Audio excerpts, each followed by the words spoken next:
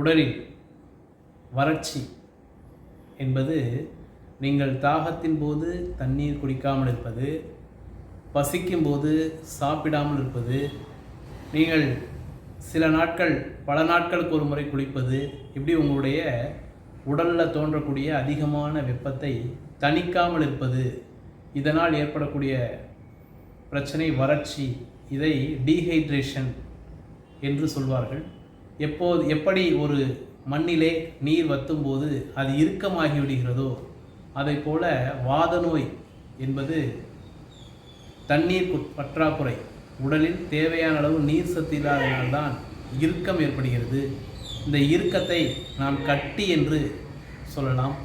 உடலின் பல்வேறு பாகங்களில் பலருக்கும் கட்டி ஏற்படுகிறது. அதை அறுவை சிகிச்சை செய்து எடுத்துக்கொண்டிருக்கிறார்கள் என்பதெல்லாம் இப்போது கேள்விப்பட்டு கொண்டிருக்கிறீர்கள்.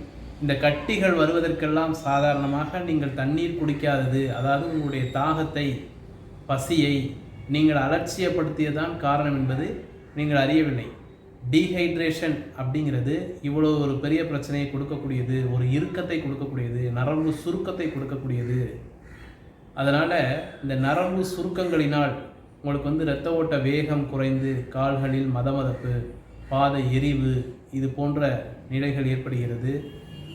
நரம்பு சுருள் நோய் ஏற்படுவதற்கும் டீஹைட்ரேஷன் ஒரு முக்கியமான காரணமாக இருக்கிறது. நரம்பு முடிச்சுகள் விடுவதற்கு டீஹைட்ரேஷன் ஒரு முக்கியமான காரணமாக இருக்கிறது.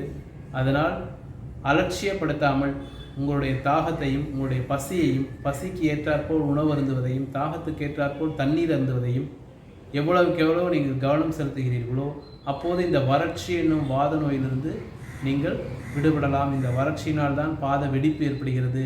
இந்த வறட்சி கண் பாவைகளில் கூட வறட்சி ஏற்படுகிறது. மூளை இரத்த நாளங்களில் வறட்சி ஏற்பட்டு ஸ்ட்ரோக், பக்கவாதம் போன்ற நோய்கள் ஏற்படுகிறது. இப்போ வறட்சி அப்படிங்கிறது இன்றைக்கி எல்லாமே இருக்குது. ஆனால் அதை முறையாக சரியான அளவு பயன்படுத்தினா இந்த நோயிலிருந்து நம்ம தப்பிச்சிடலாம். அதுக்கு நமக்கு தண்ணீர் மிகவும் முக்கியமானது. தண்ணீர் முக்கியமான ஒரு மருந்து. இது மாதிரி பஞ்சபூதங்களை பயன்படுத்தி நாம் எப்படி நோயிலிருந்து தப்பித்துக் கொள்ளலாம் என்று பயிற்சி வகுப்பில் நீங்கள் மேலும் தெரிந்து கொள்ளலாம்.